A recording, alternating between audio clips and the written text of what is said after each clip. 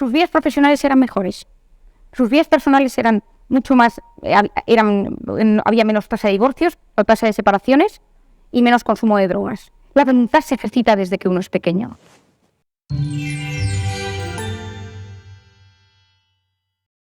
Buscar la voluntad.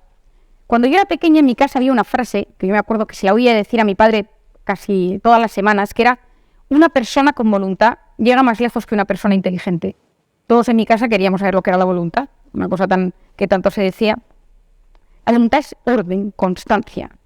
Desde pequeños es la inclinación o intención de dirigirse a algo, es posponer la recompensa. El más claro ejemplo que yo tengo de voluntad es el tema de las oposiciones. Sin saber qué va a pasar, uno se encierra 2, 3, 6, 8, 10 años por una recompensa que puede o no puede llegar. Eso es tener voluntad. No analizar cada día qué puede pasar o qué no, sino uno pensar a largo plazo. Que tengo aquí un experto en este tema, ¿no? Con Honorio. Decía Albert Einstein, que lo dedico a Honorio, hay una fuerza motriz más poderosa que el vapor, la electricidad y la energía atómica, que es la voluntad. Esto ya lo decía Einstein. La voluntad es la clave, es la puerta que se abre. Hace pocos meses ha publicado Walter Mischel un libro muy interesante que se llama El test de la golosina. Él, en los años 70, hizo un experimento. Él puso a niños de 4 años delante de un plato con una gominola.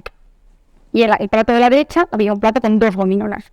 Les dijo que se podían tomar una gominola, pero que si esperaban 10 minutos le daba el plato de las 2 gominolas. Y apuntó todos los datos y lo siguió durante 40 años. Y ahora ha publicado el libro Walter Mischel, que es profesor de la Universidad de Columbia en Nueva York, en el cual ve que la gente todo ese momento esperó la segunda gominola, estoy hablando de 4 años, sus vidas profesionales eran mejores.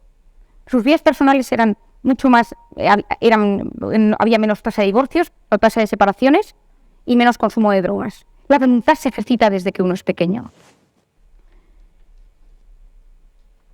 Quiero, para hablar del tema de la voluntad, sí que me interesa contaros una anécdota con la que yo estoy estudiando mucho ahora para que vosotros entendáis la importancia de la voluntad, que muchas veces no dejan de ser actos repetidos de algo. Repetir un tema, estudiar, sentarse, varios hábitos.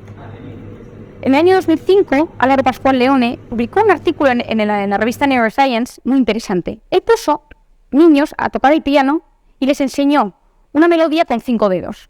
Y les hizo una resonancia magnética antes de tocar el piano y 2 semanas después. Y todos los días dedicaban un par de horas a tocar con los 5 dedos de la mano derecha el piano. Cuando a las 2 semanas vio la resonancia, la zona de flexión de dedos del cerebro, la circunvolución, se había ampliado. Se había modificado la estructura cerebral y había ampliado toda la zona de los dedos. El cerebro es una caja donde siempre puede crecer 5 revoluciones si aprendemos cosas. Pero lo más curioso de todo, y esto me lleva a mi quinto punto, es que al lado había puesto un grupo de niños que les observaban mientras tocaban el piano y se imaginaban que ellos tocaban el piano, pero no lo tocaban, los dedos no se movían. Y vio que el cerebro de los niños que observaban y se imaginaban tocando el piano tenían el mismo cambio en la estructura cerebral que los que lo habían tocado. Es decir, que la imaginación de algo altera nuestro cerebro. Nuestro cerebro se altera cuando pensamos.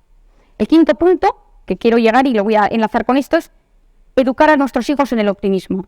Si la felicidad no deja de ser una interpretación de la realidad, todo puede verse en clave de derrota o en clave de éxito. Guiar a los hijos a desarrollar estrategias de afrontamiento y optimismo.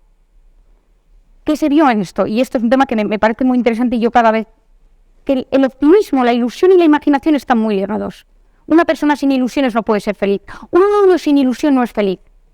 Y hay que constantemente preguntarles, ¿qué te ilusiona? ¿Qué quieres?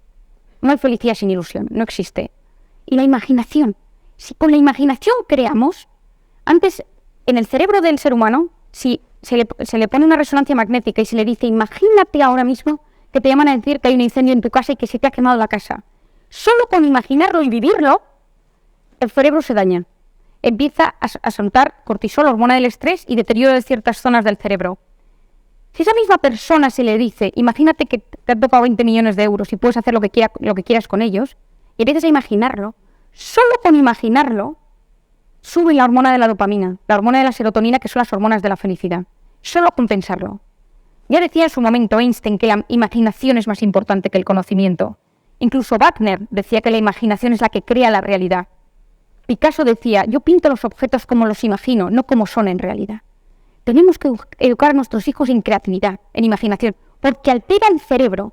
ser imaginativos lo altera.